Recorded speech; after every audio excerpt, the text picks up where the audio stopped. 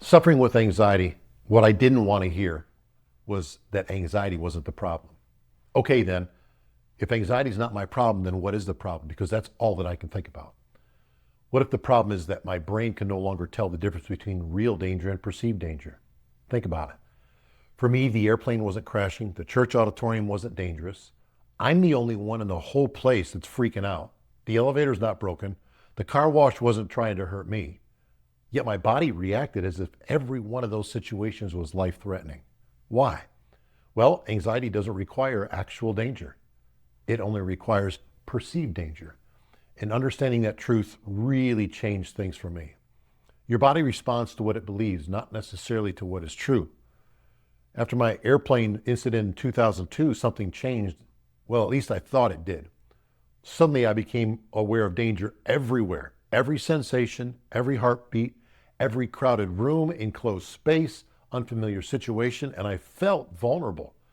I felt exposed and unprotected, and my world became smaller and smaller and smaller. When I look back, the dangerous situations were multiplying. My perception of danger was multiplying. So when fear becomes a lens, everything starts looking dangerous. So I have a home security system. When it works correctly, it alerts you when an intruder is in your yard or at your door, and that's a good thing. But what if it becomes hypersensitive? Now the wind triggers it, a squirrel triggers it, a passing car triggers it, and the alarm's going off constantly. The problem isn't the alarm. The problem is the calibration of the alarm. And that's what happens with anxiety. The goal isn't to remove the alarm, it's to recalibrate it. So then what's happening in our brains? Well, God designed your brain with a threat detection system. Its job is to protect you. When danger appears, your body releases stress hormones. Your heart beats faster, your breathing changes, your muscles tighten. This system is wonderful when you're facing genuine danger. But when the system becomes hypersensitive, it begins to react to perceived threats, not actual threats.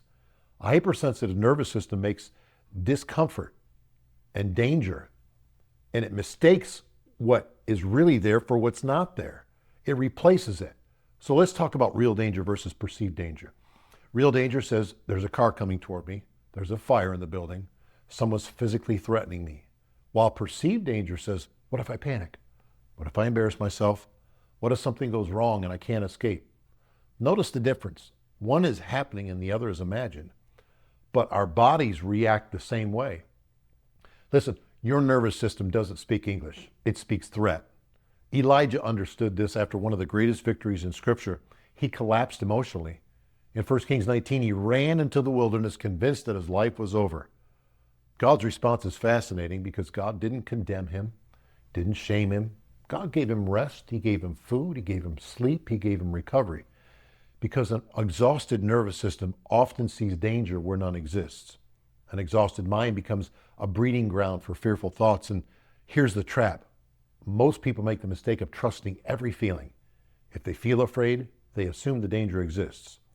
But feelings are indicators. They're not always accurate interpreters. Fear is real, but the danger may not be. Just because fear is present doesn't mean that danger is present. My healing began when I stopped asking, how do I get rid of anxiety? I did start asking, what is my nervous system trying to protect me from? And that question can change everything, because healing isn't fighting your brain, it's teaching your brain safety again. The brain isn't your enemy, it's a protector that learned the wrong lesson. And maybe you're watching today and your world has become smaller. Maybe you've stopped going places and enjoying life, stopped taking risks, stopped believing that things can change. I understand, I've been there, but now I know that a sensitized nervous system can be retrained. A fearful mind can be renewed. A life controlled by anxiety can become a life marked by peace.